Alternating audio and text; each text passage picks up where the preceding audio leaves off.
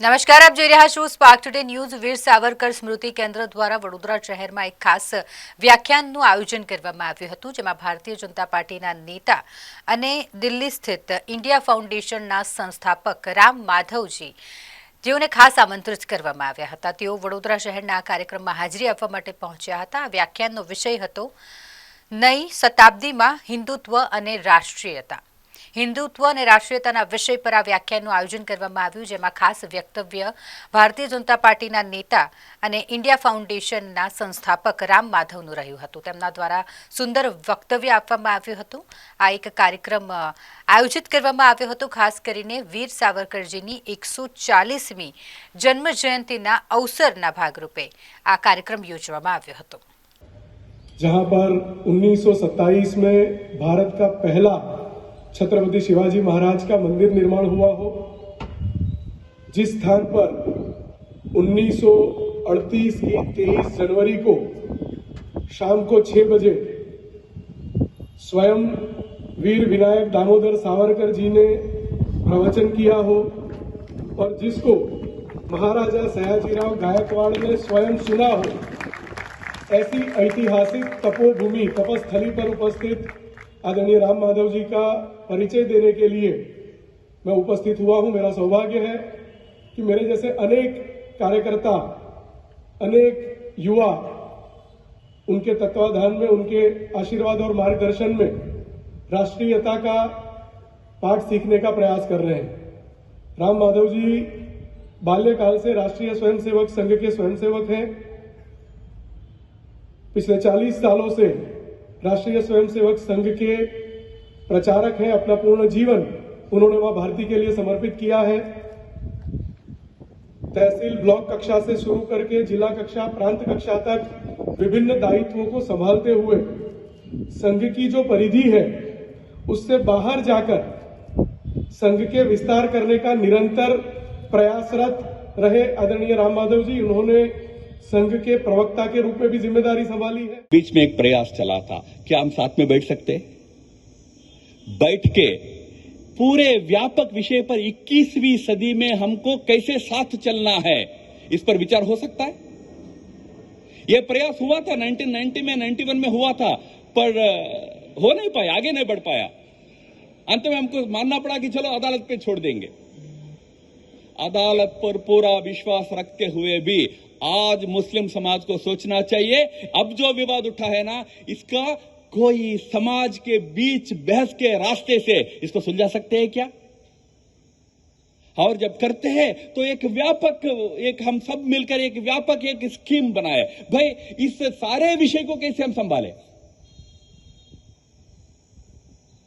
दोनों समाजों के प्रबुद्ध लोग, अच्छे लोग आज साथ में बैठकर यह जो एक बड़ा प्रश्न है, इसका उत्तर ढूंढना चाहिए। इतना ही मैं कह सकता हूं, आश्वासन के रूप में कह सकता हूं कि आज भले ही सोशल मीडिया में हिंदू 10,000 मंदिरों की बात या 10,000 स्थानों की बात उठाता हो, पर हिंदू के मन में केवल पीड़ा इस बात को लेकर है कि क्यों इस देश का मुसलमान मेरे जैसा इस भूमि को, इस देश के पूर्वजों को मेरे जैसा क्यों श्रद्धा नहीं करता है। पीड़ा इतनी ही है। एक बार ये पीड़ा दूर हो जाती है ना, अगर आपको लगता है कि इजराइल के यहूदी आपके सेंटिमेंट को टेंपल माउंट में समझना चाहिए, वहां प्रार्थना करने नहीं आना चाहिए, तो आप हिंदू के सेंटिमेंट को शिव जी के स्थान पर या कृष्ण जी के स्थान पर, राम जी के स्थान पर क्यों नहीं समझते हो? आप अपने आप को वो मिडिवियल सिंस के साथ क्यों जोड़ते हो? सावरकर का हिंदुत्व का यही परिचय था ना। वो कहते थे कि भाई उसको उस इतिहास से क्यों जुड़ते हो? आपका इतना भव्य गौरवशाली इतिहास रहा। शिवाजी का श्रद्धेय शिवाजी का ये तीर्थ स्थान है, मंदिर है। शिवाजी की सेना में सरदार मुसलमान होते थे। शिवाजी के साथ मिलकर आक्रांतों के खिलाफ लड़ते थे। उनके साथ क्यों नहीं जुड़ते हो? रहीम रफ्तान के साथ क्यों नहीं जुड़ते हो? अब्दुल कलाम को अपना हीरो क्यों नहीं मानते हो? औरंगजेब को क्यों मानना पड़ता है? ये सोचना आज के लिए एक अवसर है इस देश के मुस्लिम समाज के लिए। इतनी ही स्पष्टता से सावरकर भी कहते थे कि मुस्लिम समाज को यह समझना पड़ेगा कि इस देश के इतिहास के साथ रहना पड़ेगा, इस देश के पूर्वजों के साथ रहना पड़ेगा। आक्रांतों के साथ नाता जोड़ने का कोई कारण नहीं है। अपने ऊपर जिहाद करो ना। वो जो 5 चीजें मुसलमान के लिए आवश्यक है, उसको मैं कर रहा हूं कि नहीं कर रहा हूं, उस पर जिहाद करो। और तीसरा, दुनिया में कोई काफिर नहीं है, मानना पड़ेगा। आप जो 5 चीजें अनिवार्यता से मुस्लिम बनने के लिए आपको आवश्यक है, हमें कोई ऐतराज नहीं है। हिंदू का भी है। हिंदू भी अपने नवरात्रि में उपवास रखता है, हिंदू भी दान और धर्म में विश्वास रखता है, हिंदू भी तीर्थ यात्रा करता है। पर उम्मा को छोड़ना पड़ेगा, काफिर को छोड़ना पड़ेगा, जिहाद को छोड़ना पड़ेगा, तभी जाकर हम साथ रह सकते हैं। आज जब एक विवाद उठा हो, ये अलग बात है, मामला अदालत में है। ना आरएसएस कुछ कह रहा है, ना सरकार कुछ कह रहा है। जो भी अदालत में है, अदालत अपना काम करेगा। पर मैं एक बहुत उससे आगे का एक विषय प्रस्तावित करके समाप्त करूंगा। क्या हम केवल अदालत पे ये बात को छोड़ दें? छोड़ भी सकते हैं। हमारा पूरा विश्वास है अदालत के ऊपर। अदालत अपना स्वीट टाइम लेगा। राम जन्मभूमि तो अदालत में 1948 में गया था, 2019 में जजमेंट आया, 70 साल लगी, और 70 साल तक लड़ते रहे हम एक दूसरे से। तो आक्रांताओं के दुष्कर्मों के साथ अपने आप को क्यों जोड़ते हो? एक मुस्लिम के लिए 5 अच्छे चीज होते हैं, 5 अनिवार्यता से करने चीज होते हैं। इस्लाम के प्रति समर्पण रहना है, प्रतिज्ञा लेने के मैं इस्लाम के प्रति समर्पित हूं। दूसरा, दिन में 5 बार नमाज पढ़ना है।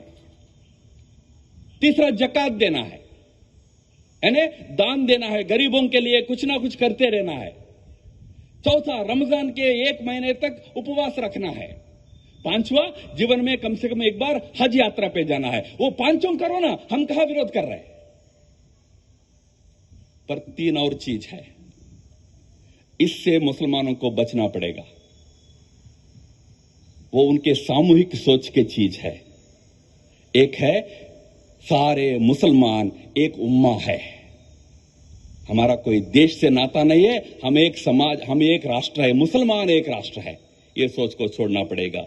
ये सोच नहीं चलेगा।